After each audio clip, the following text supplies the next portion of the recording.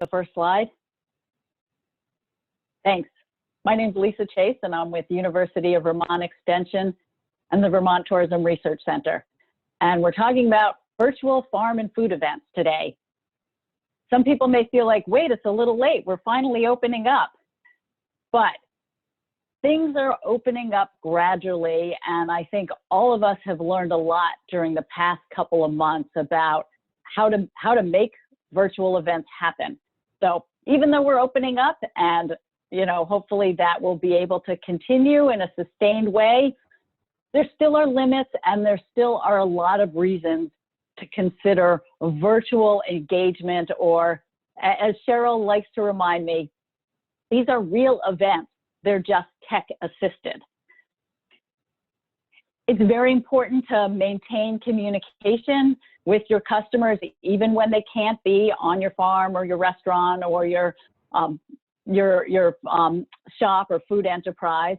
And there's all sorts of different types of ways of engaging with customers. It could be a quick Facebook Live episode, or it could be something big like Vermont Breakfast on the Farm. That was last Saturday. There were about 2,000 people joining in. Here are some photos featuring the Newmont Farm, the Gladstone family down in Fairleigh. They've been hosting a live breakfast on the farm for quite a few years now, and this was the first year doing it virtually. People had to eat their own breakfast in their own homes, but they had a camera crew there, and it was very well organized and maintained and orchestrated. They used a Zoom webinar platform. As you can see, there was a poll.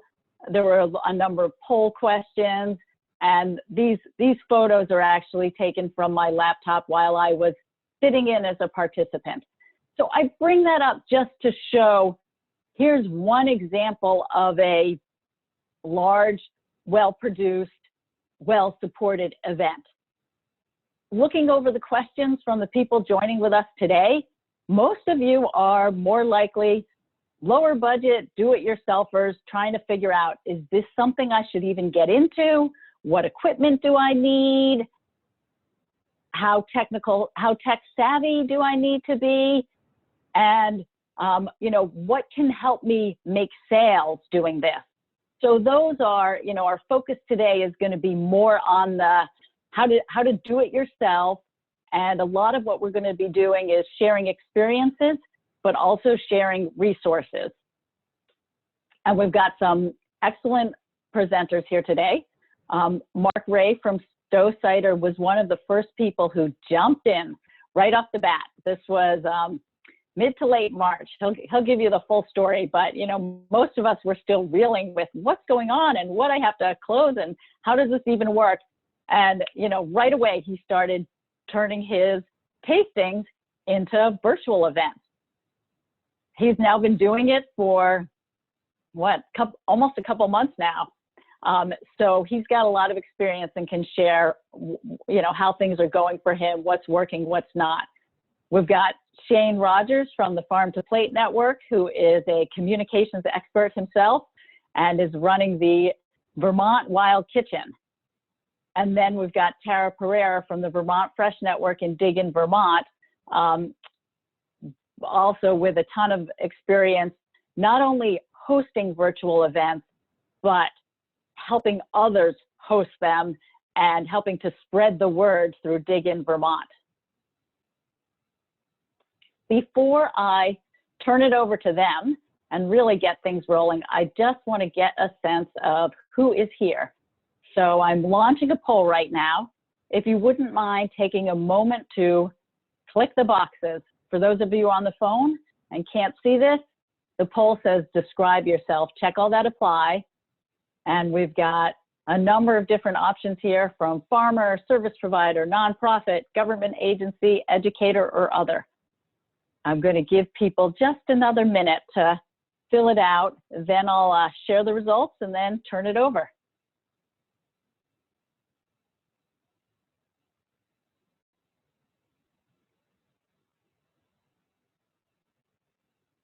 All right, I'm ending the polling and sharing results.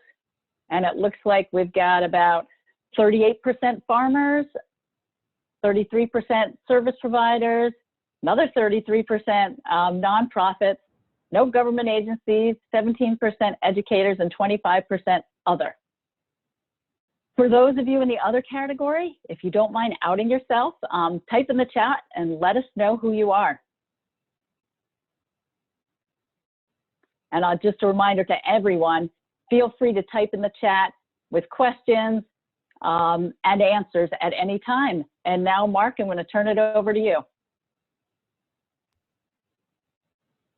Great. Well, thank you, Lisa. Thanks for hosting this, and Cheryl for putting this together. As mentioned, my name is Mark Gray. I'm the owner and cider maker over at Stowe Cider. And about almost, it feels like 8 weeks into our virtual tastings, which is pretty crazy to think about. There's quite a bit of snow on the ground when we first kind of got going.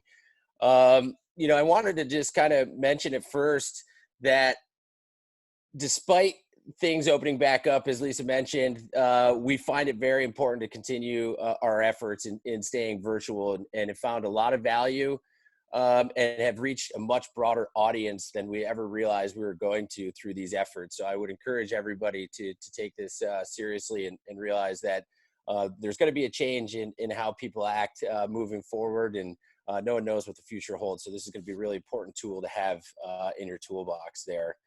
The biggest thing for us was to try to be unique and let people know that we're an authority when it comes to our product in our industry, and having some credibility. So that obviously is really important for us. And we wanted to make it fun and make it memorable. I'll show you a little bit of a clip. It's going to be pretty short, but I'll show you a little bit on how one of my entrances kind of started to our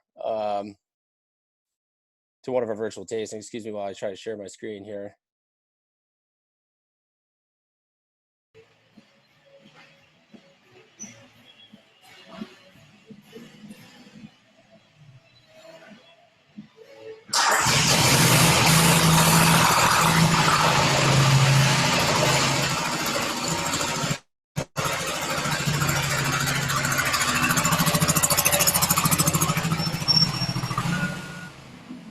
Hey folks, just finished mowing the lawn. As I promised, it'd be a beautiful 70 degrees and sunny here for our self. And so that's just a little clip, just try to get people engaged and laughing and making it fun. So I think when we're dealing with the ADD of the internet here, people have a tendency to kind of pop in and out and click. And if you're not engaging and keeping people interested, we find that people will drop off. So if we're kind of getting on rants on certain topics and not staying focused to what our intentions are, we find that our interactions go down and people will leave. I should also note that we were hosting these on Instagram and Facebook Live at the same time. So having two devices set up really worked well for us. And one of the important items was having a second person. I think like Cheryl is assisting this right now, is having somebody who can quickly answer questions and interact with the followers. So having somebody who can also be tech savvy to help troubleshoot. So the person who's kind of hosting and presenting the information is not having to read questions, and having that support was really, that's you, Cheryl. It was really crucial for us to getting the questions answered and keeping it very interactive. A couple other key points that I wanted to mention that we found we were able to reach a broader audience was to collaborate. So at one point, we brought in products from Bar Hill, from Caledonia Spirits, and that brought in a whole second wave. So if there's folks that you partner with on a regular basis in your industry, then I would recommend having a guest, whether it be via Zoom or featuring their product. I would do that for virtual tastings or for any part of your business. Collaborations are an extremely powerful thing in expanding your network and your reach. So that was another nice way to boost our following and reach, which was pretty exciting. And then add some value. So for us, we gave away some prizes, we gave away some swag, and then we also provided coupon codes for online purchasing to the people who were following our events online. So that was a nice way for those folks to come back each week and know that they were going to get some sort of value that nobody else. So, everybody wants to feel special, and everybody likes to save a few bucks. So being able to add some value that way by offering the discounted coupons was big for us. And then last but not least, I will share another way to make it interactive is to promote the some sort of package. So we were offering flights just as we would in our tasting room. So we would give folks a week to 10 days to source our cider, whether it be through us in the mail. We're fortunate enough where we can mail our product, or to get to a store curbside pickup or something similar to source our product, so they could kind of play along with us. And so each week we put together a bundle or a specific flight, and that allowed folks to taste and to actually experience. And I think that was a huge part of it as well. So with that, I'm happy to take some questions, but that's the majority of my experience, and something I'm excited to continue on to the future. Thanks, Mark. That's so exciting to hear about what you've been doing, and great to see that clip. What changes have you seen in the people joining in, your customers, for the virtual tasting over time? And you mentioned how it was a little surprising because you were reaching people who you might not have reached otherwise. I'm wondering, where you see that going in the future. Yeah. So, with that, we're fortunate enough to be able to ship because we're considered wine. And so we weren't shipping, even though we were legally allowed to. And so we've now created another branch of our business that is, turning out to be profitable for us, and something that we'll be able to continue. And so we're now shipping cider and interacting with folks all over the country to 38 states. And they're buying the packages, and we now have fans nationally that we didn't have before, which is just it's so incredibly exciting. That's great to hear. We have a question from Vera at Shelburne Farms. Do you have a sense of how many people followed along with the bundle flight versus how many people were just watching? Yeah, so because that's a great question, and since we were offering coupon codes, we shipped through Vino Shipper, we were able to track how many people actually purchased and were brought in through our marketing efforts because they were using those codes. And I would say it was about 25% of the people, believe it or not, were actually enjoying cider with us. Now, in terms of the flights, I would say maybe 5% of the folks were actually purchasing the bundles. But then we saw a big spike in about, I would say roughly 10 or 12% of people were purchasing products after our virtual tastings, which is exciting. So that is an approximate. Oh, sorry. Go ahead, Janet. I have a question, a couple of them. One is, what do you think was your initial cost outlay to incorporate the virtual component? And how do you find people or how do people find you to participate in these virtual opportunities? So, number one, social media, that is the biggest piece, is reaching out to the people you already follow. And then we have an email list, which has proven to be very powerful. So start with the low hanging fruit and contact the people that are already supporting and enjoying your various products or services. That would be the low hanging fruit. Again, being a part of networks like Diggin or Vermont Fresh is huge. They've done such a great job at supporting local and all of these great businesses, and happy to spread that word, which is really great. Your local area associations are another one, chambers, 100%. And so don't be afraid to reach out, and networking is huge. And so collaborating, using your existing lists, and then reaching out to local associations and guilds. Those were huge. In terms of cost, not really anything. I bought this fancy little pop socket for $3, I think, and it acts as a stand. And so that was, one camera, and then my laptop was the second, and that was it. And so we didn't have any costs associated with getting started. So that was nice. We did, after a few weeks of seeing success, we boosted some Facebook posts, which we definitely saw a spike in, and saw an increase in sales. So once you start to gain some traction, improve some concept, certainly maybe start testing out a small budget in some certain areas and see where you might be able to gain some additional traction. Thank you. Yeah, of course. Thanks, Mark. We'll give you one more question before I turn it over to Shane, and that's if you could quickly explain Vino Shipper. We put the link in the chat, but if you just want to let somebody know what it is. Oh yeah, so Vino, another word for wine. It's a wine shipping company. They handle all the compliance, which is huge for us. It's a lot of legwork. There's a lot of costs associated. They certainly take their fair share, and you can handle it all yourself if you have a full-time employee managing it. But the nice thing is, if you're selling wine or cider or some variation of wine, unfortunately not beer, you can ship your product to at least 38 states. You can pay some additional fees to ship beyond that. And essentially they handle all the compliance and logistics on their side, which is really great. And so, I would recommend trying to see if there's, if you're shipping cheese, is there anybody out there who's doing that you could piggyback off of, or some sort of service. Don't try to reinvent the wheel unless you have to.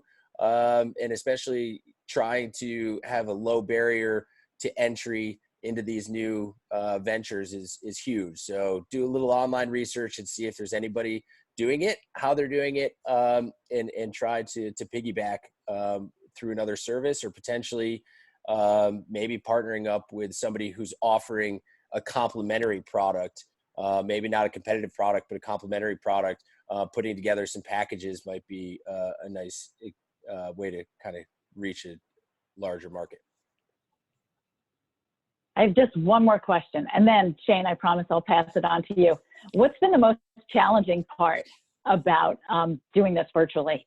Yeah, I would say keeping it fresh each week. And so we actually put a pause on it for the last 2 weeks. We were fortunate enough to get the PPP loan and brought back all of our staff, which is really exciting. And, as things open back up, we are starting to see a little bit of uptick in our wholesale business, which is really great. And I wish that for everybody, but I think keeping it fresh and unique each week is going to be the challenge. We blazed through, I think, 20 different products in the first 4 weeks. And after that, it's kind of, well, what are we doing now? And so we started to do some how-tos rather than just sharing the products. It's more about how do we do this? How do we make cider? How do we make cocktails? Then we're cooking with cider. So it was, then kind of giving those products a second look, but in a unique way. We don't just drink it, we cook with it. We make cocktails with it. So keeping content fresh is definitely the biggest challenge, and takes a lot of thought once you kind of go through, again, the low hanging fruit and obvious products. And you have approximately how many people each week? So we've gone anywhere from a couple thousand to 500. And so we're starting to see some declines. Wow. in that Friday time slot, just because, it's starting to be 70 degrees and people are outside finally. So we saw, we're starting to see some numbers drop, I think, just because people aren't necessarily stuck in their house in front of their computers. Yeah, well, thank you. Folks can feel free to keep typing in questions in the chat, and we'll see what we can get to at the end. And right now, Shane, I'm going to hand it over to you. Thanks so much, Mark. Thank you. Thanks, Lisa, and thanks, Mark. I never would have thought to pair tractors with cider, so I'm very excited for that new pairing this weekend that I'll have to try out. So my name's Shane Rogers, and I'm the Farm to Plate Communications Manager, and I run a project called Rooted in Vermont. And Rooted in Vermont's really working to celebrate how all folks are doing local food in their own unique ways, and this includes things like hunting and fishing. So on this virtual events side of things, as we have all been, quarantined in our houses, we really dove into that side of celebrating that hunting and fishing. And between a partnership with Rooted in Vermont and ourselves, we created what we called the Vermont Wild Kitchen.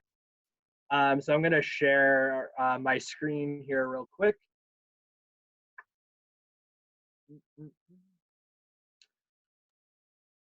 All right, so we created this program called the Vermont Wild Kitchen, and we did this with the idea that we wanted to create something that we were sharing a skill while also encouraging folks to get out and explore all of the wonderful things that Vermont has to offer, right? So there's a reason that we live here, and part of that is we're surrounded by nature, and as more people started really thinking about where their food was coming from, we saw a huge uptick in interest in really thinking about where they can get food and different ways they can explore that. So with the Vermont Wild Kitchen, what we did is we set up this service where we were able to stream in like 2 different folks at the same time, and we were basically doing cooking demonstrations. We're going on to our 3rd episode tomorrow, and for the first 2 episodes, we did things like trout and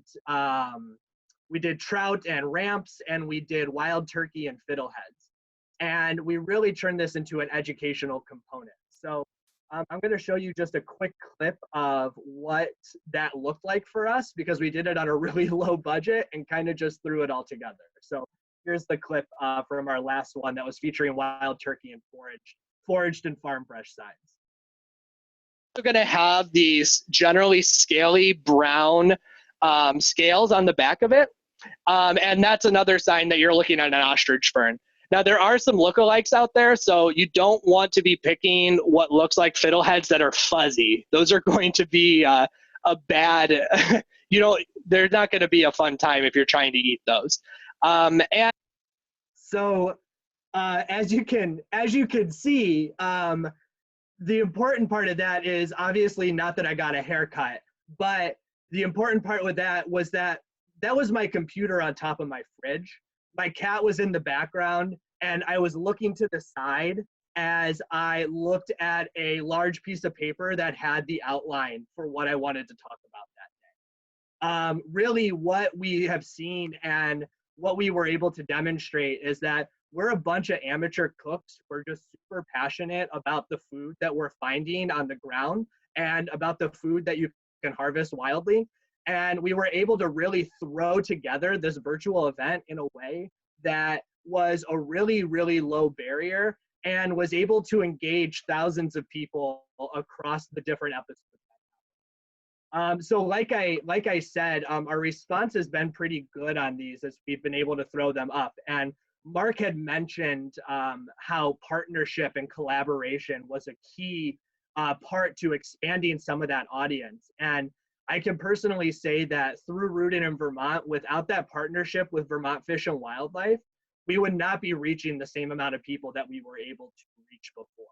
So as you're considering these wild events, not wild events, that's my thing.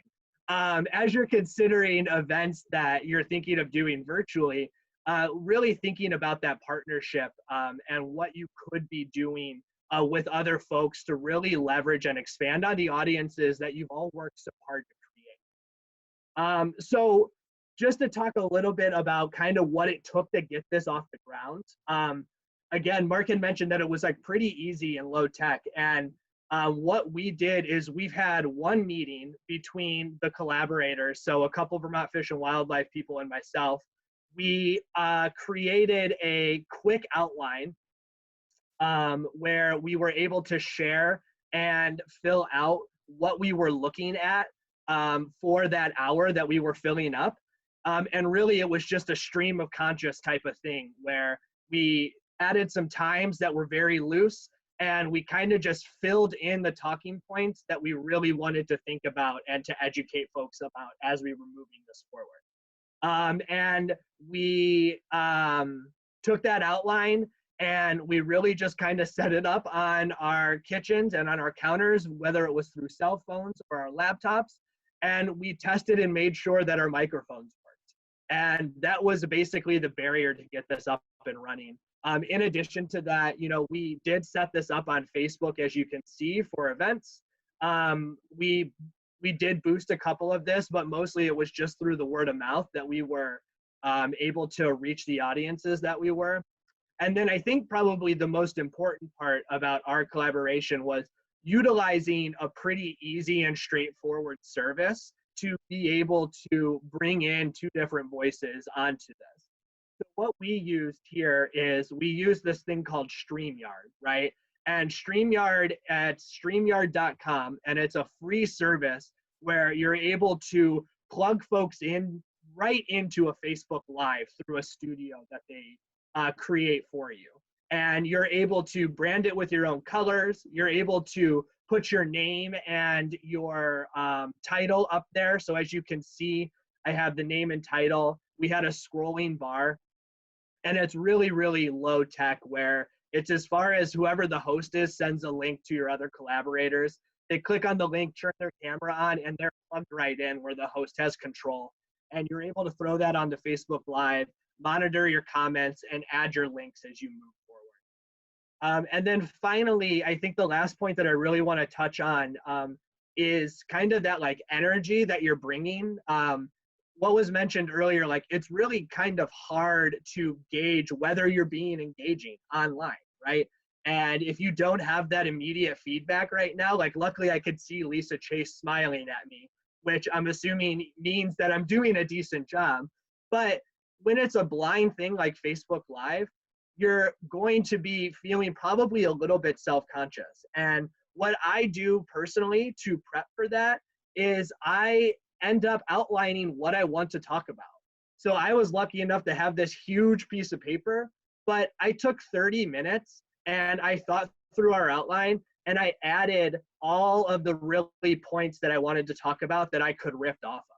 So again, we were providing an educational component along with that cooking. So to make sure that people knew how to harvest wild edibles sustainably, I made sure to make a note of it.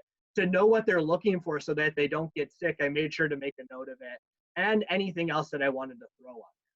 So that prep work in ahead of time, that 30 minutes, allowed me to bring my full self to that virtual event, and to really allow me to just dive in and be my own person without having to worry about and think about all of the things that we're trying to get out there and educate. So with that, I think I'm going to check there. I'm happy to take any questions as well. And I know Tara as well is going to dive into a little bit more of the nuanced details. So we have a question from Beth. Does this work best if you are committing to a weekly time slot at the same time, like scheduling it as a recurring event on Facebook, or just whenever? So I would probably defer to Mark on that. We haven't been committing to a weekly time slot. We've been doing it about once a month since this started. But if you're not committing to that regular schedule where people know to tune in, you're going to have to do a little bit more work on the back end. So creating a Facebook event, emailing your list of people a little bit more regularly would be my suggestion on that. Tara or Mark, did you have any ideas as well as to what that might, a good answer to that? Yeah, hi, Shane. Yeah, I was actually going to touch on timing a little bit during my talk, but I would say that, and Mark will, of course, can hop in here, but having, if you're going to have a series, definitely have a set time that you speak to folks, or that you want to be out there. But I would also think about time it for when you think people will be watching. You know, if you are going to be, you know, if you're going to be, I see it's Beth. So if you're going to be showing off your farm, and you want it to be during the day, maybe lunchtime is a good time. Maybe people won't be doing anything at lunchtime and they can tune in. Or if it's something like Mark, if it's virtual happy hour, perhaps it's after work, you know, at 6 or 5 or something, when people come home from work and they can tune in, or of course lunchtime happy hour. I'm sure that's good. That's fine too. But anyway. That's a really good point, Tara. And I think it really drives home the fact that a lot of this type of work is relatively intuitive. And it might not seem intuitive, but if you give yourself a second to take a breath and to think through what you would want to tune into, you're usually a pretty good gauge, especially if you don't have the money to like do marketing research. And it's okay to kind of go with your gut on that feeling. For instance, for us, we thought, oh, dinner time cooking, let's do it at 5 because maybe people will then be getting into cooking after that. And it tended to work for us, even if it wasn't the most scientific way to approach that type of engagement. So I have a question. Are these saved so that people can watch them at a later time, or are they only able to be watched when they're live, when you're doing it? So could someone go back and say, oh boy, I want to see that one about finding nettles? So that's my question. Yeah, they live in infamy, I guess, if you if you look back at maybe my first one. But they're on Facebook underneath your video category if you have your own page, and you should be able to go back. And then if you also have time, the nice thing that you can do with these videos is you could download them right off of the social media app. And say you like to mess around with video editing, or you know someone who likes to mess around with video editing, they can also provide really good source material for short clips that you might be able to share out about your farm or your business into the future. And if you're not sure what that looks like, that's always something that you can ask technical assistance on too. And Tara says that you could save them as stories on your Instagram page. Mark, were you able to save yours as stories on the Instagram page? Can people access them? You know, we were able to get them up on stories, but the stories, as you know, or may not only last for 24 hours. So I don't know if they live on, if you can put them into your one of your little widgets on Instagram. I wasn't able to figure that out, but it looks like Tara has. So yes. And Jen was noting that if you post them as videos, then people can comment on them, and then I don't really know how that works in terms of, search engine optimization or bringing things up, but does commenting help and, kind of make it more visible? It helps a lot with your algorithm on the social media platform that you're on, bringing it up. And also, I would say that our goal for it was to get engagement and interaction. So to have over like 700 interactions on one video for us, while probably might be small potatoes compared to what Mark is able to do across the country, it's really good for us on a smaller scale here in Vermont. Yep, and Jen is pointing out, the commenting is an opportunity to continue that interaction with the customer. Definitely. All right, Shane, any final thoughts, or shall we hand it off to Tara? My final thought is that it's easier than you think, and I know it could be nerve-wracking, but like I said, I literally put a computer on top of my fridge and angled it towards my oven, and kind of crossed my fingers, and lo and behold, it worked out pretty well. So if you're all thinking about it, I would encourage you to try it. It's a lot of fun at the very least. Thanks, Shane.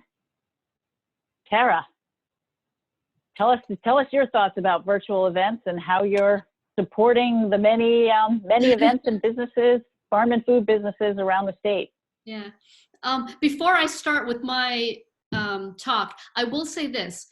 Speaking regarding Shane and being able to save or download your Facebook Live videos and stuff like that, something to consider, let's say. And if you're talking like search engine optimization or online reach or all of that stuff, you could download the video, upload it to your YouTube page if you have a channel, and that's another way to put your tags in, your work, optimize there and get some online reach in general. So anyway, just a little inside baseball stuff there. So my name is Tara Pereira. I am the executive director of Vermont Fresh Network, and we also manage the Diggin Vermont.com site, digginvt.com, which is devoted to food and farm tourism, agritourism, and promoting that in the state. My background is marketing and communications. And actually, I started out in television and video. So this is kind of a full circle sort of thing. So what's interesting to me about this is that, as Shane said, anyone can do this. And as Mark said, this isn't something to consider just for now in this situation, this pandemic and COVID-19 and all of that. Maybe you're considering it now because everyone's inside in quarantine and slowly things are opening up, and you're thinking about it that way. But I would consider keeping it in your back pocket, keeping it in your toolkit to come out in the wintertime. If you're going to do, I think about virtual tastings and things like that. And it's a way to really connect with customers and educate others on what you do, and like generously share your knowledge and engage with folks that way. Okay, so on Diggin, so around March or so, something happened and we had to change the website a little bit. We couldn't promote in-person events. And so we started like, okay, what do we do? So we added a virtual events category, or technically assisted online events category, however you want to explain, So let me just share my screen here. Hold on. Oh, I got to make sure okay. Here we go. Hold on. Just see, this is what happens, right? You got to be patient with folks with their technical difficulties. They're just trying to get it together. And here we go. Oh, I guess I have to do a password thing too. Geez. Okay. So here is the Diggin, right? And as you can see, we also included this whole shop local from home and mail order, and trying to promote that, for people who couldn't visit the state, they could buy stuff and taste it, So virtual events, we have this little section here, and basically, there's so many different ways to consider engaging with folks online. So you can do live on Facebook, virtual, live stream events on Facebook where people can ask you questions and engage in that way, or virtual tastings that are just you talking about it, engaging in that way. But also too, I would say that you could consider the idea of, if you don't want to do it online and you want to try this out, you can try doing private virtual tastings. I was on I signed up for this past Friday, I participated in one, and I registered with the cidery prior, and they also had a little tasting box. So I ordered that maybe, a week in advance, and the tasting box showed up. And basically the cider came, I had the cider, there was some print materials to go along with it. And then at the proper time, I logged in. I was given a Zoom link and I logged in. And I would say about 20, I think in all there were probably like 9 other screens of folks on, but maybe there were about 18 to 20 people. So it was kind of a private sort of thing that you registered for beforehand. And basically it was an hour, and we all talked about what we were tasting, and we went from there. But what was interesting was that my husband and I, who participated, we were the only ones from Vermont. There were people from Colorado or North Carolina, New York, and other places. And a couple of them were related. So this is a way for them to experience something together online. If one's in California and the other one's in North Carolina, family members can be like, okay, let's do this virtual tasting together, because I'm sure that, when people are traveling, if they're traveling with friends, they do tastings together, and that's natural for them to consider that. So I'll stop let me show something here. What do we have? And on the idea of, wait a minute, okay.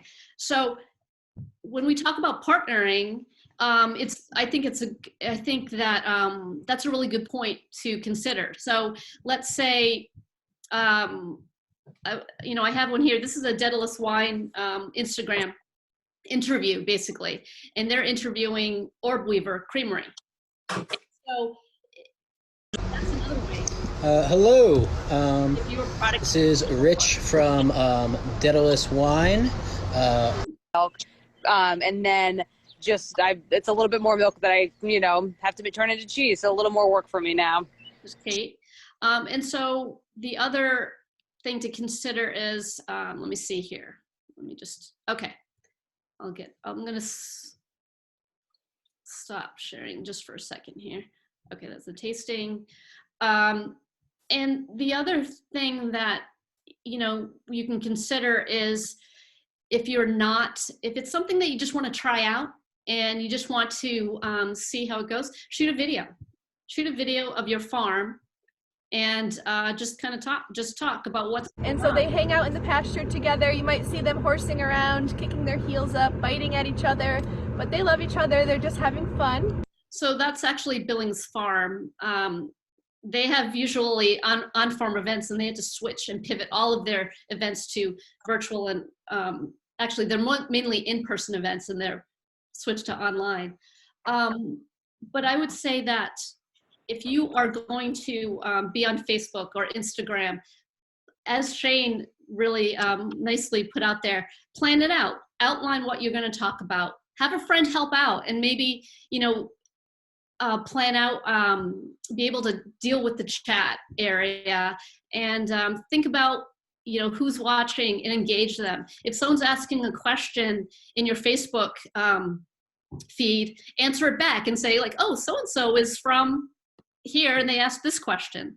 I would also say, and maybe Mark or Shane, you can speak to this too, is that, people are coming in and out at different times if you're on Facebook Live during live streaming. And so every once in a while, like as you go through your hour or however long it is, and you are, as people are coming on or dropping off, and just reiterate, hi folks, this is me, we just spoke about this part of this cider, or we just started cooking, the wild game. And now we're going to cover this, just to kind of bring people back, and when they log in, allow them to understand what's going on. I think that the other thing I would say is things to consider, because content is hard, trying to come up with, sometimes it's easy to start out like, okay, we're going to talk about this. But then as you go along, it can be challenging to figure out like, okay, what are we going to talk about this week?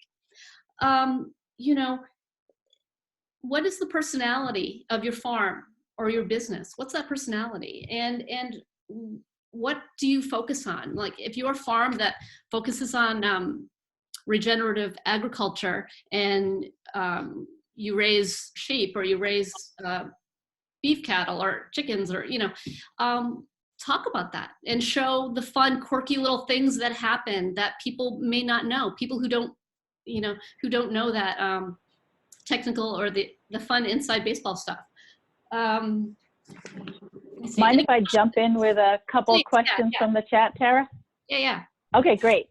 So we have a couple people asking a question, which is, how do I register my business on Diggin for folks who want to shop local online or for virtual events? That was not a plant. A couple people legitimately asked that question. Basically, it depends on what you're doing. If you're a member of one of the Diggin Partnership Product Associations, the Cider Makers, Vermont Brewers, NOFA, Vermont Fresh Network, then Diggin is you get a page automatically. For right now, what's going on, I've been just adding various, if someone emails me with a cool virtual event, I've been putting it up. Normally, you association members are the ones we put events up for, but you can pay if it's just your farm who wants to have a page on Diggin. It's $50 a year. So, And Thanks. And we'll, Becky put a link in the chat with more information, and we'll make sure we send that link out in the email afterwards. And I'll also include Tara and Shane's contact information. So if you have specific questions for them, feel free to reach out. yeah, and I see Shane asked a question about how to drive sales. I would say that, you know, the way that to drive sales, as Mark, you were doing coupon codes and things like that, I would also recommend folks, you know, email lists are pretty powerful, email marketing. And if people are really interested in what you're doing, have them sign up for your newsletter and continue to get the word out about your events. And I will say this, prior to doing your event or prior to that, there is a period of time when you should think about promotion and how to get the word out. And so you can do that by social, of course. You can do that email marketing if you have a newsletter. And I would also say, like, if there's a local community paper and and there's a calendar to get on and you know people read that, add that. It's really wherever the folks will be. And I'll stop talking here if there are any other questions. Well, I have a question. I assume, Tara, that when you did the wine virtual tasting, you paid to have that box sent to you ahead of time. But I'm wondering, if you aren't receiving something ahead of time, are people charging for people to attend these virtual events? So is there a way to make this value added agriculture, to have somehow it be a paid event for people to attend? Is anybody doing that? Yeah, you could definitely make it, you know, if it, let's say, don't forget there are online classes. Like right now on Diggin, there's a beekeeping workshop that people can sign up for. I know Red Wagon Plants, they've been doing online classes like hydrangeas or setting up an herb garden. This class that I signed up for, it was even if I hadn't bought the tasting box, I could have registered just to see what it was like, registered for it and participated in a free way, you know, it's free.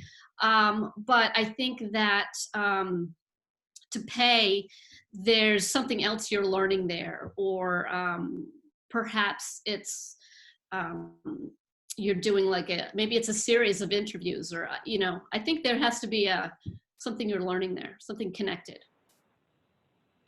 Sarah brought up a really good point, that, you know, the less we try to sell, the more people will buy. We try to build a relationship with the consumers, and sales typically follow.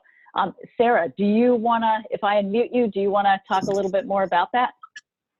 Sure. Hi. So my husband and I run the Instagram and Facebook page. I don't know if anyone's seen it, for Zhang Family Farm. We're located in Waterford. And currently we are selling, we sell beef that we raise here on the farm. And we've been doing that for probably 3 or 4 years. And because of having to switch from an in-person, you know, retail to online, that was something that we switched to about 5 or 6 weeks ago, and we've seen sales, you know, I mean, we've had, you know, it's been really good for us. But I mean, honestly, like, we've tried the sales tactic of just posting, you know, constantly about what we have and what, you know, what we have to offer and what people want to buy, or what people can buy. And it just seems disingenuous, you know, like, we just raised a good product. Yeah, people, I saw Shane with it, you know, it just looks like you want to, you know, you're trying to get into people's wallets.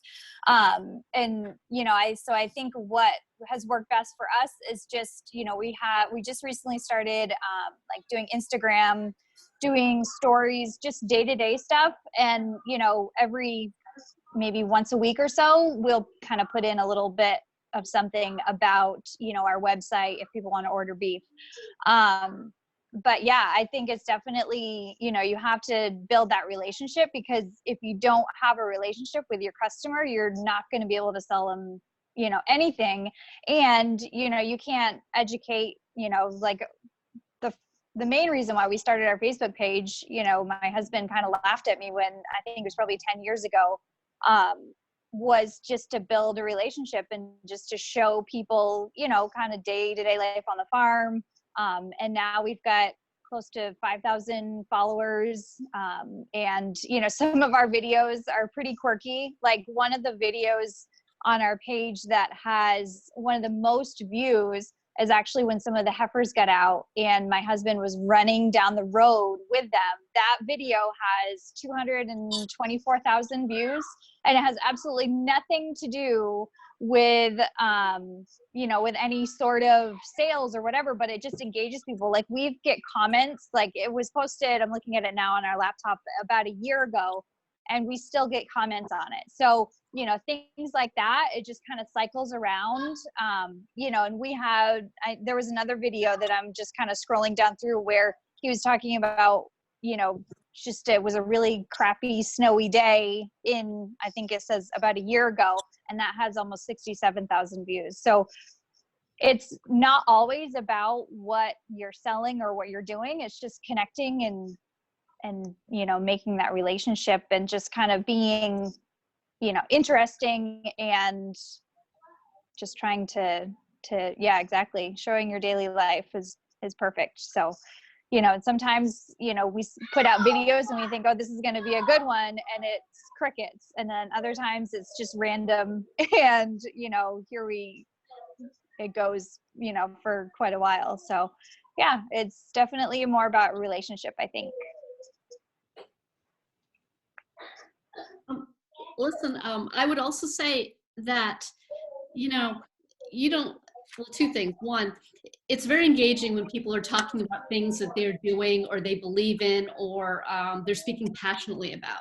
And that can come through the screen to whoever's watching.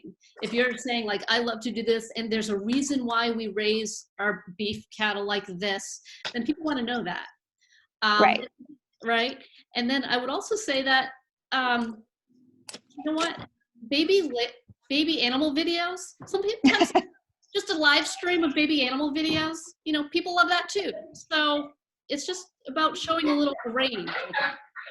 Yeah, I think so too. I think it's just about, you know, kind of covering everything. And like we haven't done any virtual events necessarily, but you know, if we've done them in the past, like I think we gave away like a 4-pack of burgers one time, and we had thousands of people comment. It was so, you know, we had such a huge response. I think it was like National Condiment Day, and I took a picture of 2 of our daughters holding like ketchup and mustard in the grocery store back when they went to the grocery store with us.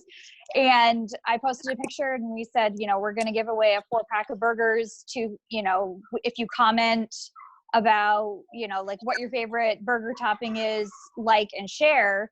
And it got shared, I don't even know how many times, but it's just simple things like that. Like, you know, doing definitely the value added. Like, I think we ended up giving away like 5 or 6 packages of burger that night because we had so many people interested. But yeah, I think it's, you know, engaging in ways where, you know, you're kind of talking to people on their, not on their level, but in a way that they understand. You know, I think if we do things where it's very easy to understand with, you know, people, just a second, you know, we're going to get way more traction as opposed to trying to, you know, make it look like we're the experts. Cause I mean, we're not, we're learning stuff every single day that is, you know, where some things work and some things don't. So. Thanks, Sarah. That is such a great point. And, you know, that is, I mean, what Vermont has right now that a lot of other places don't have is, you know, authenticity, safety, you know, sort of a feeling of community and security. And it's real and it's true in Vermont. And, you know, there's a lot of other places in the country and the world that are very envious of that right now. And I think that's something that we have going for our food products. So, you know, it is a fine line between you need to make sales, you need to make a living, but like you pointed out, Sarah, some of the best ways to make that make those sales is by developing that relationship first. Because let's face it, these days, the idea of going into a supermarket and buying, meat or vegetables or products from who knows where, and who knows where it was produced and what the meat packing plant was like and the distribution channel, and people just are scared and don't trust their food. So there's nothing more comforting than buying safe, wholesome food from a farmer in Vermont, which is something that we can all work together to share. We have a comment from Amy asking, I think, Amy, you're asking if the video, if the video will be shared. Yes, we are recording this, and shortly after we close, which is just a couple minutes away, we will post the audio link as well as the recording link, and we'll also post some of the links that have been coming up in the chat. So if anyone has, we've only got another minute or two left, so if anyone has, links, thoughts, additional questions, feel free to put them in the chat. I know Betty asked a question from Silhouette Maple that we didn't quite get to, and it's a little more technical about sound and not cutting off people's heads in video. So I'm going to throw that one to Shane and Tara to answer directly with Betty online, through email afterwards, if you don't mind. Any, Shane, Tara, Mark, any final closing remarks? Well, I have one thing, and Shane and Mark can go next, but when people think about what they're going to do online, or think seasonally too. There are things that you do in the summertime that you don't do in the wintertime. There are things so there's really, think about it in a yearly kind of way. What do you, for farms, you're choosing your seeds at a certain time of the year, or in summer, this is what's happening. For apple orchards, there's a certain season for that, and how you consider what you're doing there. So just open up those your ideas for different ways you can connect. Thanks, Tara. Yeah, and that's a really good point, Tara. And my final departing words are: tune into the Vermont Wild Kitchen tomorrow at 5 p.m. So I put a link in the chat there. Fantastic marketing, Shane. No, I think just appreciate the time to share, and it was really interesting to hear from everybody else. And the last thing I would say is just make sure you're prepared and engage in the first 15, 20 seconds. So make sure you're getting people right away. So thank you, everybody. Stay safe. Look forward to seeing you all at some point over the summer and in the near future. And please be sure to include me in your email marketing, because I'd love to join you virtually if that's an option too.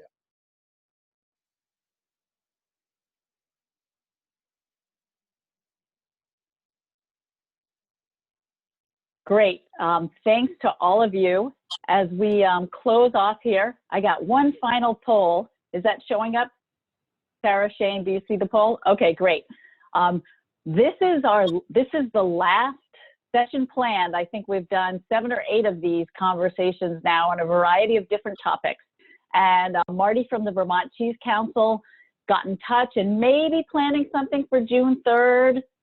I think about selling online and connecting during this period of transition, but it's not quite pulled together. So right now, this is the last in this series set up. And if folks wouldn't mind, just take a minute to fill in this last question, which is how you want to get information about farming markets and distributing Vermont food in the time of COVID. If you wouldn't mind taking a few moments as you wind down. Yeah? It looks like the poll disappeared from folks' screens. It flashed in front of the screen, Lisa, and then went away really quickly. Yeah, can you pull it up again? Yeah, let's see if this, do you see it now? All right, thank you. Yes, if you wouldn't mind taking just a moment to let us know how this is working for you. Like Mark mentioned, the weather's getting nice, people are getting Zoom fatigue, getting tired of being outside. So we're only going to keep these conversations going as long as folks like you are interested in coming and joining us. And also there are topics that are really compelling and that people want to show up for. So take a moment to fill that out. And, you know, mostly I want to thank all of you for, especially our speakers, Tara, Shane, and Mark, but really all of you, Janet, Sarah, those who have chimed in through the chat, and everyone for coming in, taking an hour out of your day to share this time with us. And we may not keep these conversations going virtually through these hour-long sessions, but I'll make sure I've got my email address along with some others, and we can stay in touch, whatever works for you. So thank you all very much, and stay safe, stay healthy.